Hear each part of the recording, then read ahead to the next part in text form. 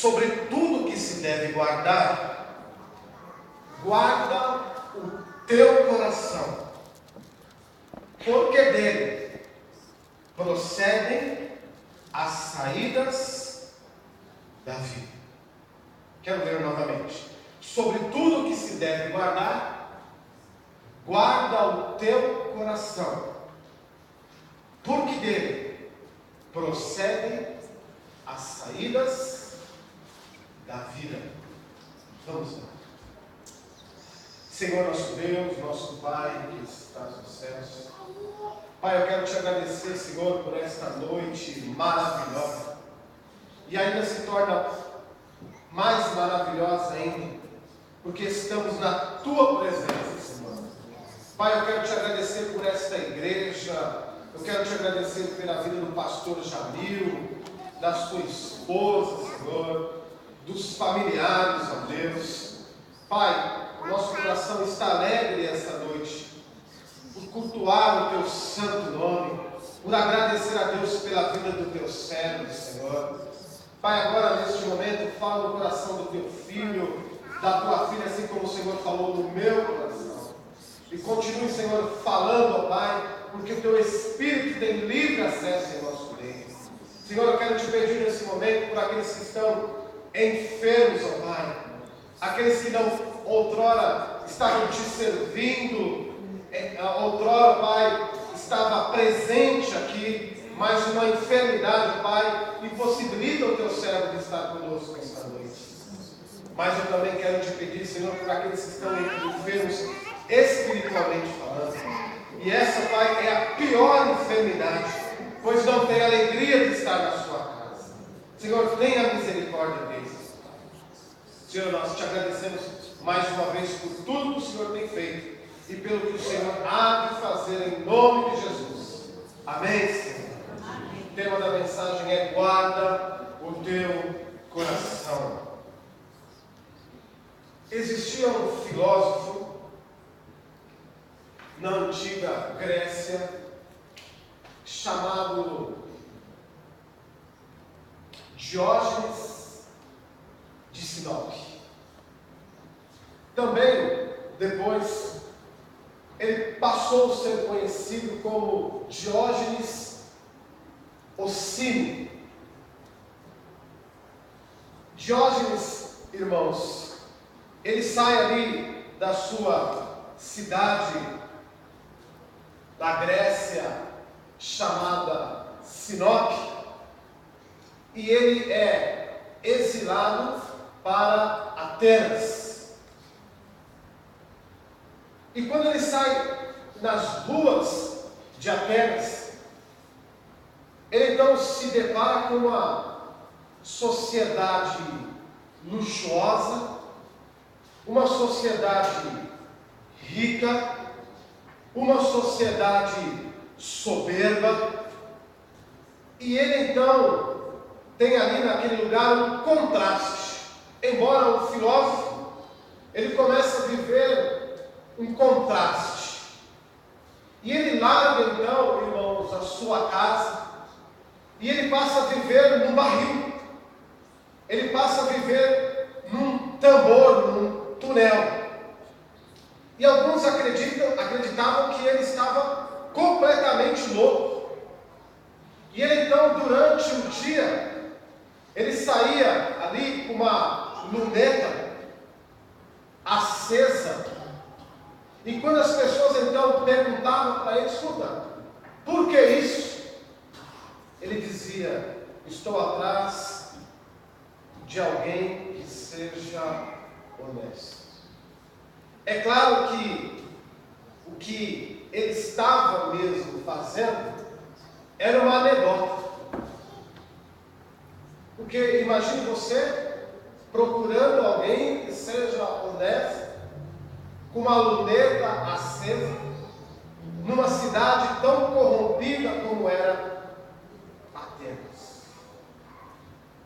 E Diógenes, por alguns momentos na sua vida, não guardou o seu coração. Quando eu estava lendo, meus irmãos, esse texto, e vejo aqui Salomão, fazendo uma grande advertência para cada um de nós, ele começa dizendo sobre tudo o que se deve guardar. O que você tem guardado? O que verdadeiramente você tem escondido para si?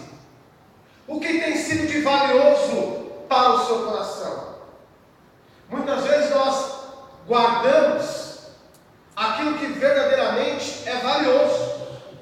Mas quando você lê esse texto, quando Salomão está dizendo sobre tudo que você deve guardar, eu acredito que ele está dizendo da seguinte forma: que existem coisas nas nossas vidas que nós devemos guardar, mas existem coisas que nós não devemos guardar.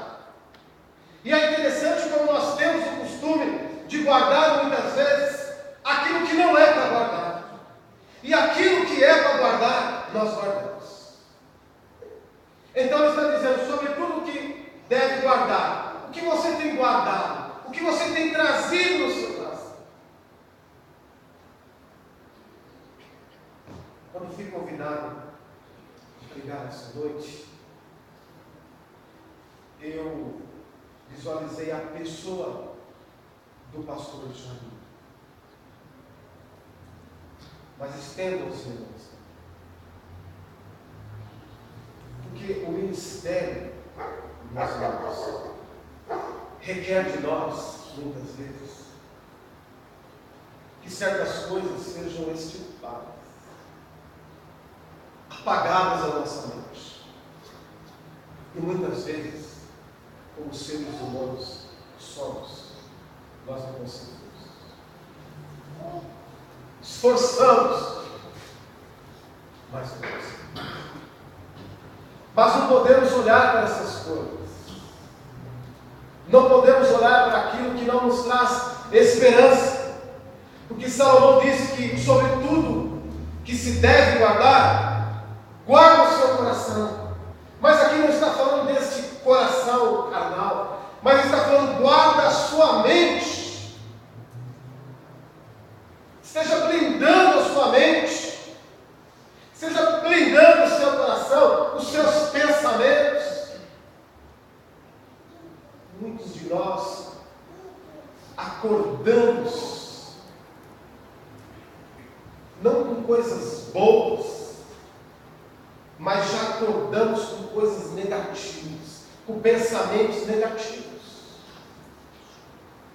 E isso nós não podemos guardar nos nossos corações.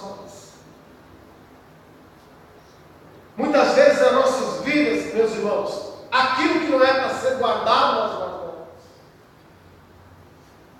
Você se lembra de fulano? Tem. Mas eu tenho uma tristeza tão grande de lembrar. Você lembra de determinada igreja? Lembro.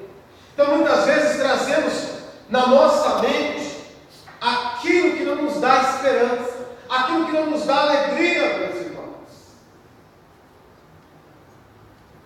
O salmista Moisés, no Salmos capítulo 90, versículo 12, ele diz: ensina-nos a contar os nossos dias, de tal maneira que alcancemos corações. Sabe esses dias que ele nos ensina a contar? São esses dias aqui, ó. São esses dias que nós vivemos na presença do Senhor. Os dias que você viveu longe da presença do Senhor, esses dias não são contados. Dias contados são dias na presença do Senhor. Imagina você lá no céu. Se o Senhor te perguntar quantos anos você tem, eu tenho 70 anos. Não tem 70. Você só viveu 5 anos na minha presença. Falar em 70 anos, onde meu pai fez 70 anos. 70 anos de idade. Mês passado eu fui convidado para pregar no aniversário de uma irmã de uma igreja onde eu fui pastor. Fez 100 anos de idade. Já comecei perguntando, o que move o coração de Deus para permitir que alguém viva 100 anos de idade? 231 pessoas aqui no Brasil tem mais de 100 anos, né? O pastor Jamil chegou lá. Então, quando o salmista diz, ensina-nos a contar os nossos dias, como você tem contado os seus dias?